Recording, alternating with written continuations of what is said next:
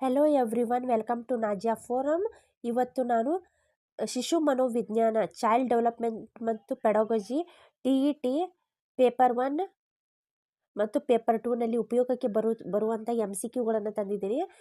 ಈ ಸೈಕಾಲಜಿ MCQಗಳನ್ನು ನಾನು ಡೈಲಿ 30 ಕ್ವಶನ್ಸನ್ನು ನಾನು ವಿಡಿಯೋಗಳಲ್ಲಿ ಅಪ್ಲೋಡ್ ಮಾಡ್ತಾ ಇರ್ತೀನಿ. ಹೌದಾ, ಓಲ್ಡ್ ಕ್ವಶನ್ ಪೇಪರ್ಗಳನ್ನು ರೆಫರ್ ಮಾಡಿಕೊಂಡು 30 ಕ್ವಶನ್ಸನ್ನು ನಾನು ಡೈಲಿ ಅಪ್ಲೋಡ್ ಮಾಡ್ತೀನಿ. ಡೈಲಿ MCQಗಳನ್ನು ವಾಚ್ ಮಾಡಿ. ಹೌದಾ, ನಾವು ಸೈಕಾಲಜಿಯಲ್ಲಿ ನಾನು ಅಂಡರ್ಸ್ಟ್ಯಾಂಡ್ ಮಾಡ್ಕೊಂಡ ಪ್ರಕಾರ ಸೈಕಾಲಜಿಯನ್ನು ನಾವು ಕ್ಲಿಕ್ ಆಗಬೇಕಾದ್ರೆ MCQಗಳನ್ನು ಹೆಚ್ಚಿನ ಪ್ರಮಾಣದಲ್ಲಿ ಸಾಲ್ವ್ ಮಾಡಿದರೆ ಮಾತ್ರ ನಾವು ಸೈಕಾಲಜಿಯಲ್ಲಿ ಕ್ಲಿಕ್ ಆಗ್ತೀವಿ. ಅಥವಾ ಥಿಯರಿ ಓದೋದ್ರಿಂದ ನಾವು ಸೈಕಾಲಜಿಯಲ್ಲಿ ಕಾಂಪಿಟೇಟಿವ್ ಎಕ್ಸಾಮ್ನಲ್ಲಿ ಕ್ಲಿಕ್ ಆಗಲಿಕ್ಕೆ ಸಾಧ್ಯ ಇಲ್ಲ. ಸೊ ಇದನ್ನು ಹೇಳ್ತಾ ನಾನು ವಿಡಿಯೋವನ್ನು ಸ್ಟಾರ್ಟ್ ಮಾಡ್ತಾ ಇದ್ದೀನಿ. ನನ್ನ ವಿಡಿಯೋ ದಯಮಾಡಿ ಇಷ್ಟವಾಗಿದ್ದರೆ ಸಬ್ಸ್ಕ್ರೈಬ್ ಮಾಡಿ. ಯಾರು ಹೊಸವಾಗಿ ವಿಡಿಯೋವನ್ನು ನೋಡ್ತಾ ಇದ್ದೀರಾ, ನನ್ನ ವಿಡಿಯೋವನ್ನು ಸಬ್ಸ್ಕ್ರೈಬ್ ಮಾಡಿ ಪ್ರೋತ್ಸಾಹನೆಯನ್ನು ಕೊಡಿ ಅಂತ ಹೇಳ್ತಾ ನನ್ನ ವಿಡಿಯೋವನ್ನು ಸ್ಟಾರ್ಟ್ ಮಾಡ್ತಾ ಇದ್ದೀನಿ. ಫಸ್ಟ್ ಕ್ವಶನ್ ಈಸ್, ಮಗುವಿನ ಸಂಪೂರ್ಣ ಭಾವನಾತ್ಮಕ ಬೆಳವಣಿಗೆಗೆ ಸಹಾಯ ಮಾಡುವ ಉತ್ತಮ ಉಪಕ್ರಮ ಯಾವುದಂತ ಕೇಳ್ತಾ ಇದ್ದಾರೆ. ಒಂದು, ನೈತಿಕತೆಯನ್ನು ಬಲಪಡಿಸುವ ಕಾರ್ಯಕ್ರಮದಲ್ಲಿ ತೊಡಗಿಸುವುದು. ಭಾವನಾತ್ಮಕ ಉದ್ವೇಗಗಳಿಂದ ವಿಮುಕ್ತಗೊಳಿಸುವ ಸನ್ನಿವೇಶದಲ್ಲಿ ಇಡುವುದು. ಭಾವೋದ್ವೇಗ ಸಂದರ್ಭಗಳಲ್ಲಿ ಅವನನ್ನು ಸಂರಕ್ಷಿಸುವುದು. ಅವನ ಸಂರಕ್ಷಣೆ ಸಾಮರ್ಥ್ಯಗಳನ್ನು ಹೆಚ್ಚಿಸುವುದು ಅಂತ ಕೇಳ್ತಾರೆ. ಇದರ ಉತ್ತರ ಏನಾಗ್ತದಪ್ಪ ಅಂತಂದರೆ ಡಿ, ಮಗುವಿನ ಸಂರಕ್ಷಣೆ ಮತ್ತು ಸಾಮರ್ಥ್ಯಗಳನ್ನು ಹೆಚ್ಚು ಮಾಡುವುದರಿಂದ ಮಾತ್ರ ಅವನಿಗೆ ಸಂಪೂರ್ಣ ಭಾವನಾತ್ಮಕ ಬೆಳವಣಿಗೆ ಮಾಡಲಿಕ್ಕೆ ಸಾಧ್ಯ ಇದೆ. ರೂಢಿಯ ಉದ್ದೇಶ ಏನಂತ ಕೇಳ್ತಾರೆ, ತತ್ಕ್ಷಣ ಯಶಸ್ಸು ವಿಸ್ತೃತಿ, ದೀರ್ಘಕಾಲಿಕ ಯಶಸ್ಸು ನಿಧಾನಗತಿ ವಿಸ್ತೃತಿ. ತತ್ಕ್ಷಣ ಯಶಸ್ಸು ಮತ್ತು ದೀರ್ಘಕಾಲಿಕ ಉಳಿಕೆ, ನಿಧಾನಗತಿಯ ಕಲಿಕೆ ಮತ್ತು ವಿಸ್ತೃತಿ ಅಂತ ಕೇಳ್ತಾರೆ. ಅದರ ಉತ್ತರ ಸಿ, ತತ್ಕ್ಷಣ ಯಶಸ್ಸು ಮತ್ತು ದೀರ್ಘಕಾಲಿಕ ಉಳಿಕೆಯಾಗಿರ್ತದೆ. ಕಲಿಕೆಯ ವಕ್ರರೇಖೆಯಲ್ಲಿ ಸಮತಲ ಹಂತ ಏನನ್ನು ಸೂಚಿಸ್ತದ? ಇಲ್ಲಿ ನಿಧಾನಗತಿ ಕಲಿಕೆ, ಶೀಘ್ರ ಕಲಿಕೆ, ಸ್ಥಗಿತ ಕಲಿಕೆ, ಸಾಧಾರಣ ಕಲಿಕೆ. ಇದರ ಉತ್ತರ ಏನಾಗ್ತದೆ? ಸಿ, ಸ್ಥಗಿತ ಕಲಿಕೆ. ಸ್ಥಗಿತ ಕಲಿಕೆ. ಥಾರ್ನ್ಡೈಕ್ನ ಪ್ರಯೋಗದಲ್ಲಿ ಪ್ರಯತ್ನಗಳು ಹೆಚ್ಚಿದಂತೆ ದೋಷಗಳು ಏನಾಗ್ತವೆ? ಅಷ್ಟೇ ಇರುತ್ತವೆ. ಸಮಾನುಪಾತದಲ್ಲಿ ಕಡಿಮೆ ಆಗುತ್ತವೆ, ಹೆಚ್ಚುತ್ತವೆ, ಕಡಿಮೆ ಆಗುತ್ತವೆ. ಆಲ್ರೆಡಿ ಎಲ್ಲರಿಗೂ ಗೊತ್ತದೆ, ಯಾವಾಗಲೂ ಪ್ರಯತ್ನಗಳು ಹೆಚ್ಚಾದಂತೆ ಪ್ರಮಾದಗಳು ಕಡಿಮೆ ಆಗ್ತವೆ, ದೋಷಗಳು ಏನಾಗ್ತವೆ? ಇಲ್ಲಿ ಕಡಿಮೆ ಆಗ್ತವೆ. ಉತ್ತರ ಏನಾಗ್ತದೆ ಇಲ್ಲಿ? ಡಿ. ಹೌದಾ. ನೆಕ್ಸ್ಟ್, ದಣಿವು ಏನನ್ನು ಸೂಚಿಸುತ್ತದೆ? ದೈಹಿಕ ಶಕ್ತಿ ಕ್ಷೀಣತೆಯನ್ನು, ಮಾನಸಿಕ ಆಯಾಸವನ್ನು, ಆಸಕ್ತಿಯ ಕೊರತೆಯನ್ನು, ಅಭಿಪ್ರೇರಣೆಯ ಕೊರತೆಯನ್ನು. ಇಲ್ಲಿ ದಣಿವು ಏನನ್ನು ಸೂಚಿಸ್ತದೆ? ಇಲ್ಲಿ ದಣಿವು ಇದ್ದಿದ್ದು ಮಾನಸಿಕ ಆಯಾಸವನ್ನು ಸೂಚಿಸ್ತದ. ಮಾನಸಿಕ ಆಯಾಸ. ಓಕೆ. ಆರನೇದು, ನಾವು ಚಳಿಗಾಲದಲ್ಲಿ ಈಜುವುದನ್ನು ಮತ್ತು ಬೇಸಿಗೆಯಲ್ಲಿ ಸ್ಕೇಟಿಂಗ್ ಕಲಿಯುತ್ತೇವೆ. ಈ ಹೇಳಿಕೆಯ ಅರ್ಥ ಏನನ್ನು ಹೇಳ್ತಾ ಇದೆ? ಇಲ್ಲಿ ಆ ವೇಳೆಯಲ್ಲಿ ಕಲಿಕೆ ಉಂಟಾಗ್ತದೆ ಅಥವಾ RS ಸಂಬಂಧ ಜೋಡಣೆ ಆಗ್ತದೆ ಅಂತ ಹೇಳಿ ವಿಶ್ರಾಂತಿಯ ವ್ಯಾಪ್ತಿಯ ಕಲಿಕೆ ಆಗ್ತದೆ ಅಥವಾ ಕಲಿಕೆ ವಿರಳವಾಗ್ತದೆ. ಹೌದಾ. ಇಲ್ಲಿ ನಾವು ಚಳಿಗಾಲದಲ್ಲಿ ಈಜುವುದನ್ನು ಮತ್ತು ಬೇಸಿಗೆಯಲ್ಲಿ ಸ್ಕೇಟಿಂಗ್ ಕಲಿಯುತ್ತೇವೆ. ಈ ಹೇಳಿಕೆಯ ಅರ್ಥ ಏನಪ್ಪಾ ಅಂತಂದರೆ ಸಿ. ಈ ಹೇಳಿಕೆಯ ಅರ್ಥ ಸಿ, ವಿಶ್ರಾಂತಿಯ ವ್ಯಾಪ್ತಿಯ ಕಲಿಕೆಯನ್ನು ಸುಧಾರಿಸುತ್ತದೆ. ಹೌದಾ. ಬಾಹ್ಯವಾಗಿ ಅಭಿಪ್ರೇರಿಸಲ್ಪಟ್ಟ ಒಬ್ಬ ಆಟಗಾರನು ಆಡುವುದು ಮನರಂಜನೆಗಾಗಿ, ಗಳಿಕೆಗಾಗಿ, ವೈಯಕ್ತಿಕ ತೃಪ್ತಿಗಾಗಿ, ಪ್ರತಿಭೆಯ ಬೆಳವಣಿಗೆಗಾಗಿ. ನಾವು ಬಾಹ್ಯವಾಗಿ ಹೊರಗಿನಿಂದ ಅಭಿಪ್ರೇರಿಸಲ್ಪಟ್ಟ ಒಬ್ಬ ಆಟಗಾರನ ಆಡುವುದು ಗಳಿಕೆಗಾಗಿ. ಆಪ್ಷನ್ ಬಿ ಇದ್ದಿದ್ದು ಕರೆಕ್ಟ್ ಆಗ್ತದೆ. ಗಳಿಕೆಗಾಗಿ ತನ್ನ ಆಟವನ್ನು ಆಡ್ತಾನೆ. ಅಂತಿಮ ಪರೀಕ್ಷೆಯ ಅಂಕಗಳು ಯಾವುದನ್ನು ಸೂಚಿಸುತ್ತವೆ? ಸಾಧನೆ, ಸ್ಮರಣ ಸಾಮರ್ಥ್ಯ, ಬುದ್ಧಿವಂತಿಕೆ, ಸೃಜನಶೀಲತೆ. ಅಂತಿಮ ಪರೀಕ್ಷೆಯ ಅಂಕಗಳು ಏನನ್ನು ಸೂಚಿಸುತ್ತವೆ? ಸಾಧನೆಯನ್ನು ಸೂಚಿಸುತ್ತವೆ. ಹೌದಾ. ಎ ಅದರ ಉತ್ತರ. ಎರಡು ಬೇರೆ ಬೇರೆ ಸಂದರ್ಭಗಳಲ್ಲಿ ಒಂದೇ ಫಲಿತಾಂಶವನ್ನು ಕೊಡುವ ಒಂದು ಪರೀಕ್ಷೆಯ ಲಕ್ಷಣ ಸಮಂಜಸತೆ, ವಸ್ತುನಿಷ್ಠತೆ, ವಿಶ್ವಸನೀಯತೆ, ಪ್ರಯೋಗಾರ್ಹತೆ. ಇದರ ಉತ್ತರ ವಿಶ್ವಸನೀಯತೆ. ಹೌದಾ. ಹತಾಶೆಯ ಕಾರಣ ಏನಾಗ್ತದೆ? ಇಲ್ಲಿ ನಿರೂಪಿತ ಗುರಿ, ಉತ್ತೇಜಕ, ಅಡೆತಡೆಗಳು, ಆಕ್ರಮಣಕಾರಿ ಪ್ರಸ್ತುತಿ. ಏನಾಗುತ್ತೆ? ಅಡೆತಡೆಗಳು. ಯಾವ ಪರೀಕ್ಷೆಯ ನಿರ್ವಹಣೆಯಿಂದ ಒಬ್ಬ ವ್ಯಕ್ತಿ ಒಂದು ವೃತ್ತಿಯಲ್ಲಿ ಯಶಸ್ಸಿನ ಸಂಭಾವ್ಯತೆಯನ್ನು ನಿರ್ಧರಿಸಬಹುದು? ವ್ಯಕ್ತಿತ್ವ ಪರೀಕ್ಷೆ, ಸಾಧನಾ ಪರೀಕ್ಷೆ, ಬುದ್ಧಿಶಕ್ತಿ ಪರೀಕ್ಷೆ, ಅಭಿಕ್ಷಮತೆ ಪರೀಕ್ಷೆ. ಇಲ್ಲಿ ಡಿ, ಅಭಿಕ್ಷಮತೆ ಪರೀಕ್ಷೆ. ಹೌದಾ. ನೆಕ್ಸ್ಟ್, ಈ ಕೆಳಗಿನ ಯಾವುದು ಬಾಲ್ಯಾವಸ್ಥೆಯ ಒಂದು ಆಟದ ಗುಂಪಿಗಿಂತಲೂ ಕಿಶೋರನ ಸಮೂಹಕ್ಕೆ ಹೆಚ್ಚು ಸಂಬಂಧಪಟ್ಟಿದೆ?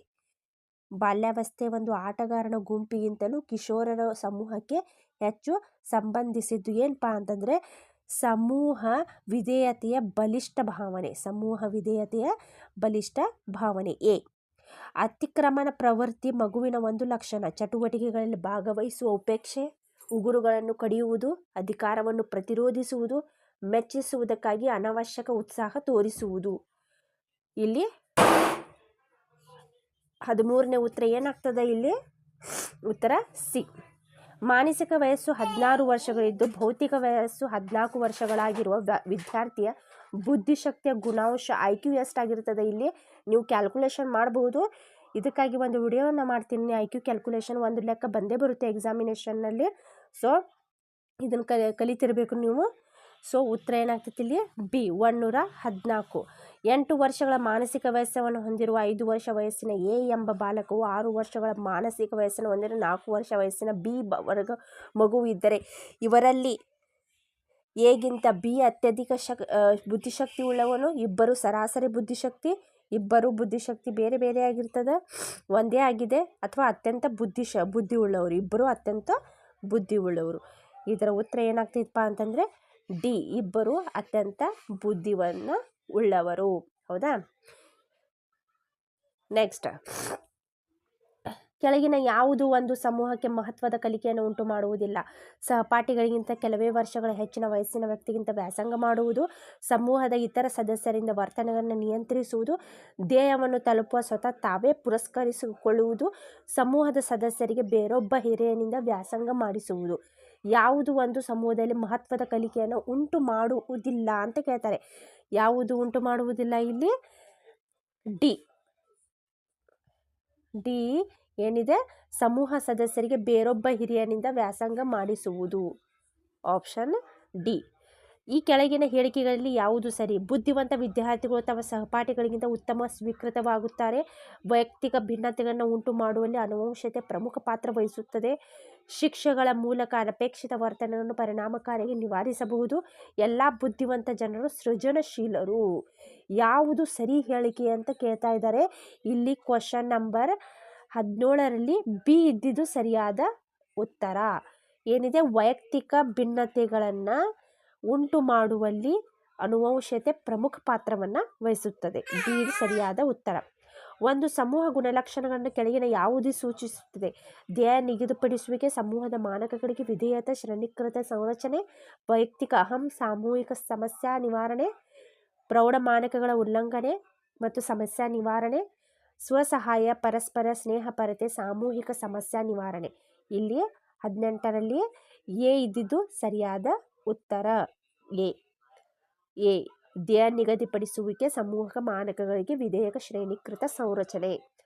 19ರಲ್ಲಿ ತರಗತಿಯಲ್ಲಿನ ವೈಯಕ್ತಿಕ ಭಿನ್ನತೆಗಳನ್ನು ಸಂಧಿಸುವ ಅತ್ಯಂತ ಪರಿಣಾಮಕಾರಿ ಬೋಧನಾ ವಿಧಾನ ಯಾವುದಪ್ಪ ಅಂತಂದರೆ ತರಗತಿಯಲ್ಲಿ ಉಪನ್ಯಾಸ ಪ್ರಾತ್ಯಕ್ಷಿಕೆ ವಿಧಾನ, ಉಪನ್ಯಾಸ ವಿಧಾನ, ಕಾರ್ಯನಿಯೋಜಿತ ಬೋಧನೆ, ಪ್ರಾತ್ಯಕ್ಷಿಕ ವಿಧಾನ. ತರಗತಿಯಲ್ಲಿ ವೈಯಕ್ತಿಕ ಭಿನ್ನತೆಗಳನ್ನು ನಾವು ಇದಕ್ಕೆ ಪರಿಣಾಮಕಾರಿ ಬೋಧನೆಯನ್ನು ಮಾಡಬೇಕಾದ್ರೆ ವೈಯಕ್ತಿಕ ಭಿನ್ನತೆಗಳನ್ನು ಅಲ್ಲಿ ನಮಗೆ ಸಹಾಯವನ್ನು ಮಾಡುವುದು ಯಾವುದಪ್ಪ ಅಂತಂದರೆ ಸಿ, ಕಾರ್ಯನಿಯೋಜಿತ ಬೋಧನೆ. 20 ಶೈಕ್ಷಣಿಕ ಮನೋವಿಜ್ಞಾನ ಏನನ್ನು ಅಧ್ಯಯನ ಮಾಡುತ್ತದೆ? ಶೈಕ್ಷಣಿಕ ಮನೋವಿಜ್ಞಾನ ಏನನ್ನು ಅಧ್ಯಯನ ಮಾಡ್ತದೆ? ಇಲ್ಲಿ ಬಿ, ವರ್ತನೆಯನ್ನು ಅಧ್ಯಯನ ಮಾಡುತ್ತದೆ. ಶೈಕ್ಷಣಿಕ ಮನೋವಿಜ್ಞಾನ ಏನನ್ನು ವರ್ತನೆಯನ್ನು ಅಧ್ಯಯನ ಮಾಡ್ತದೆ. ನೆಕ್ಸ್ಟು, ಸಾಮಾನ್ಯ ಸಂಭಾವ್ಯ ರೇಖೆ ಇರುವ ಆಕಾರ ಶಂಖಾಕಾರ, ಗೋಳಾಕಾರ, ಘಂಟಾಕಾರ, ಅಂಡಾಕಾರ. ಸಾಮಾನ್ಯ ಸಂಭಾವ್ಯ ರೇಖೆ ಇರುವುದು ಸಿ, ಘಂಟಾಕಾರದಲ್ಲಿ. ಹೌದಾ? ನೆಕ್ಸ್ಟ್, ಒಂದು ಸಮೂಹದ ವ್ಯಕ್ತಿಗಳ ಪರಸ್ಪರ ಸಂಬಂಧವನ್ನು ಅಧ್ಯಯನ ಮಾಡುವ ತಾಂತ್ರಿಕತೆ, ಮನೋರೋಗಾಧ್ಯಯನ, ಸಮಾಜ ಮಿತಿ, ವ್ಯಕ್ತಿ ಅಧ್ಯಯನ, ಸಲಹೆ. ಇದರ ಏನಾಗ್ತದೆ? ಉತ್ತರ ಬಿ, ಸಮಾಜ ಮಿತಿ. ಬಿ, ಸಮಾಜ ಮಿತಿ. ಹೌದಾ? ಒಂದು ಕೌಶಲದ ಹೆಚ್ಚು ಉಳಿಕೆಯ ಸಾಧ್ಯವಾದುದು ಕಲಿಕೆಯು ಸುಲಭವಾದಾಗ, ಕ್ಲಿಷ್ಟವಾದಾಗ, ಅತಿಯಾದ ಕಲಿಕೆಯಾದಾಗ, ಎಣಿಕೆಯಿಂದಾಗಿ. ಇದು ಉತ್ತರ ಅತಿಯಾದ ಕಲಿಕೆಯಾದಾಗ, ಸಿ. ಹೌದಾ? 24, ಮಗುವಿನ ಮಾನಸಿಕ ಆರೋಗ್ಯದ ಮೇಲೆ ವ್ಯತಿರಿಕ್ತ ಪರಿಣಾಮವನ್ನು ಬೀರುವುದು ಉಪದೇಶ ಮತ್ತು ಶಿಸ್ತು, ನಿಂದನೆ ಮತ್ತು ಶಿಕ್ಷೆ, ಅತಿ ಪ್ರೀತಿ ಮತ್ತು ಮಮತೆ, ಶಿಸ್ತು ಮತ್ತು ಶಿಕ್ಷೆ. ಮಗುವಿನ ಮಾನಸಿಕ ಆರೋಗ್ಯ ಮೇಲೆ ವ್ಯತಿರಿಕ್ತ ಪರಿಣಾಮ ಬೀರುವುದು ಯಾವುದಪ್ಪ ಅಂತಂದರೆ ಬಿ, ನಿಂದನೆ ಮತ್ತು ಶಿಕ್ಷೆ.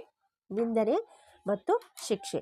ಸಾಮಾನ್ಯವಾಗಿ ಗರಿಷ್ಠ ಸಾಧನೆ ಆಗಬೇಕಾದರೆ ಒತ್ತಡ ಮತ್ತು ಆತಂಕವು ಹೆಚ್ಚಿರಬೇಕು, ಕಡಿಮೆ ಇರಬೇಕು, ಸಾಧಾರಣವಾಗಿರಬೇಕು, ಶೂನ್ಯವಾಗಿರಬೇಕು. ಗರಿಷ್ಠ ಸಾಧನೆ ಆಗಬೇಕಾದ್ರೆ ಏನಾಗಬೇಕು? ಒತ್ತಡ ಇದು ಏನಾಗಿರಬೇಕು? ಸಾಧಾರಣವಾಗಿರಬೇಕು. ಮಾನವನ ಬೆಳವಣಿಗೆಯನ್ನು ನಿರ್ಧರಿಸುವುದು ಸಂಪೂರ್ಣ ಜೈವಿಕ ರಚನೆಯಿಂದ, ಅನುವಂಶೀಯ ಮತ್ತು ಪರಿಸರ ಸಂಬಂಧ ಒತ್ತಡಗಳಿಂದ. ಪ್ರಾಥಮಿಕವಾಗಿ ಪರಿಸರ ಸಂಬಂಧ ಒತ್ತಡಗಳಿಂದ, ವಿಭಿನ್ನ ಅನುವಂಶೀಯ ಅಂಶಗಳಿಂದ ಮಾನವನ ಬೆಳವಣಿಗೆಯಾಗುವುದು. ಬಿ, ಅನುವಂಶೀಯತೆ ಮತ್ತು ಪರಿಸರ ಸಂಬಂಧ ಒತ್ತಡಗಳ ಸಂಕೀರ್ಣತೆಯಿಂದ. ಒಂದು ತರಗತಿಯಲ್ಲಿ ವೈವಿಧ್ಯಮಯವಾದ ಉದ್ದೀಪನಗಳು ವಿದ್ಯಾರ್ಥಿಯನ್ನು ಅಭಿಪ್ರೇರಣೆಗೊಳಿಸುತ್ತವೆ, ಆಸಕ್ತಿಯನ್ನು ಮೂಡಿಸುತ್ತವೆ, ಅವಧಾನವನ್ನು ಗಳಿಸುತ್ತವೆ, ವಿವಿಧ ಅನುಭವಗಳನ್ನು ಒದಗಿಸುತ್ತವೆ. ಇಲ್ಲಿ ಸಿ, ಅವಧಾನವನ್ನು ಗಳಿಸುತ್ತವೆ. ಓಕೆ. ನೆಕ್ಸ್ಟ್ 28. ಸಾಮಾನ್ಯವಾಗಿ ತಂದೆ ತಾಯಿಗಳಿಂದ ಇವರ ಸಂತತಿಗೆ ವರ್ಗಾವಣೆಗೊಳ್ಳುವ ವಂಶವಾಹಿನಿಗಳು ಕೇವಲ ವರ್ಗಾವಣೆಗೊಂಡಂತಹವುಗಳು, ಅವರಿಂದ ಉತ್ಪತ್ತಿಯಾದವುಗಳು, ಅವರಿಂದ ಮಾರ್ಪಾಡಾದವುಗಳು, ಅವರಿಂದ ಚಲನಶೀಲವಾದವು. ತಂದೆ ತಾಯಿಗಳಿಂದ ಬರುವ ಸಂತತಿ ವರ್ಗಾವಣೆಗೊಳ್ಳುವ ಏನಾಗಿರ್ತಾವೆ? ಇಲ್ಲಿ ಜೀನ್ಸ್ಗಳು ಏನಾಗಿರ್ತಾವಪ್ಪ ಅಂತಂದರೆ ಎ ಇದ್ದಿದ್ದು ಸರಿಯಾದ ಉತ್ತರ. 28 ಎ, ಕೇವಲ ವರ್ಗಾವಣೆಗೊಂಡಂತಹವು.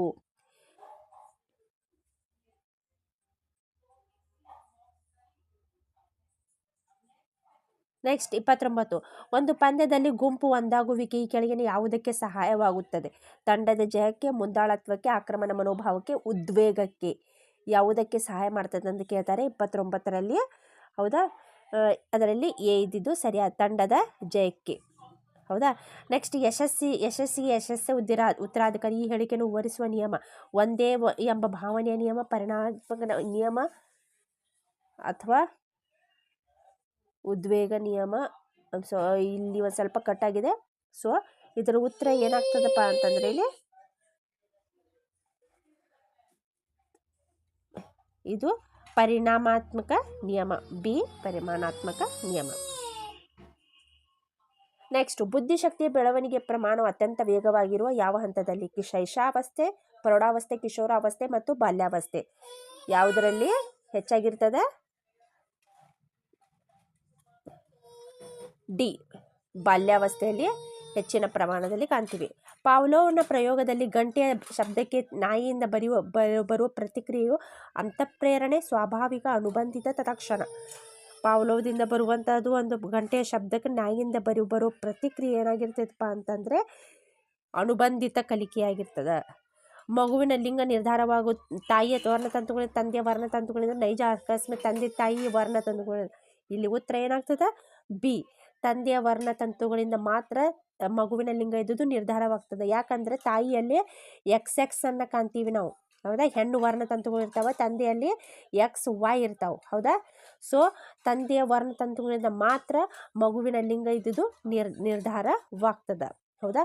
ಸೊ 33ನೇ ಉತ್ತರ ತಂದೆಯಿಂದ. ಮಗುವಿನ ದೈಹಿಕ ಬೆಳವಣಿಗೆಯು ಪ್ರಮಾಣವು ಅವಲಂಬಿತವಾಗಿರುವ ಅಂಶಗಳಿಂದ ಸಂಪೂರ್ಣವಾಗಿ ಅನುವಂಶೀಯವಾದ ಸಂರಚನೆ, ಪರಿಸರ ಪ್ರಭಾವದಿಂದ ಮಾರ್ಪಾಡಾದ ಅನುವಂಶೀಯ ರಚನೆ, ಅನುವಂಶೀಯತೆ ಮತ್ತು ಪರಿಸರ ಎರಡರ ಸಮಪ್ರಮಾಣ. ಪ್ರತಿ ವ್ಯಕ್ತಿಯ ಸಂದರ್ಭದಲ್ಲಿ ಅನುವಂಶೀಯತೆ ಮತ್ತು ಪರಿಸರಗಳೆರಡ ಅಸ್ತವ್ಯಸ್ತ ಪ್ರಮಾಣ. ಇಲ್ಲಿ ಉತ್ತರ ಏನಾಗ್ತೈತಪ್ಪ ಅಂತಂದರೆ ಬಿ, ಪರಿಸರ ಪ್ರಭಾವದಿಂದ ಮಾರ್ಪಾಡಾದ ಅನುವಂಶೀಯ ಸಂರಚನೆ. ಓಕೆ. ಇದಿಷ್ಟು ಇವತ್ತಿನ MCQ ಕ್ವಶನ್ಗಳು. ಐ ಹೋಪ್ ನಿಮಗೆ ಈ ವಿಡಿಯೋ ಪೂರ್ತಿಯಾಗಿ ಅಂಡರ್ಸ್ಟ್ಯಾಂಡಿಂಗ್ ಆಗಿದೆ ಅಂತ ತಿಳ್ಕೊಂಡಿರ್ತೀನಿ. ಡೈಲಿ ನಾವು MCQಗಳನ್ನು ಹಾಕ್ತೀನಿ. ಸೈಕಾಲಜಿಗೆ ಸಂಬಂಧಪಟ್ಟಂಥವು ಓಲ್ಡ್ ಕ್ವಶನ್ ಪೇಪರ್ಗಳನ್ನು ರೆಫರ್ ಮಾಡಿಕೊಂಡು ನಾನು ಇಲ್ಲಿ ಕಟ್ ಮಾಡಿಕೊಂಡು ನಿಮ್ಗೆ ಇದನ್ನು MCQಗಳನ್ನು ಹಾಕ್ತಾ ಇದ್ದೀನಿ. ಹೌದಾ? ಸೊ ವಿಡಿಯೋವನ್ನು ಡೈಲಿ ನೋಡಿ. ಹೌದಾ? ವಿಡಿಯೋವನ್ನು ಡೈಲಿ ನೋಡಿ TETಯನ್ನು ನೀವೆಲ್ಲರೂ TET ಪಾಸ್ ಆಗಲಿ ಅಂತಲೇ ನನ್ನ ಆಶಯ.